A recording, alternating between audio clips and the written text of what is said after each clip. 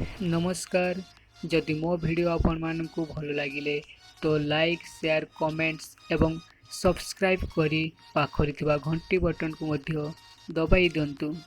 जीवन रे कौनसी लक्ष्य बिना केही मध्य आगको बढ़ी पारे नहीं।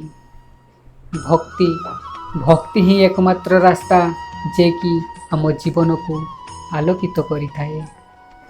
निज चरित्र प्रति सचेतन हुअन्तु।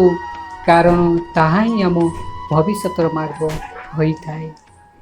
धैर्य और विश्वास रखी व्यक्ति केबे भी हारी पारे नहीं किंबा ठके नहीं, कारण से दिने ना दिने विजयर मुकुट पिंधि थाए। जीवन रे सार्थकता केवल कर्म द्वारा लाभ करा जाई थाए। मनुष्य केवल ताहा बुझी पारे नहीं, कारण से जड़ जगत रे वास करि थाए। मनुष्यर वास्तव रे संसार रे किछि नहीं।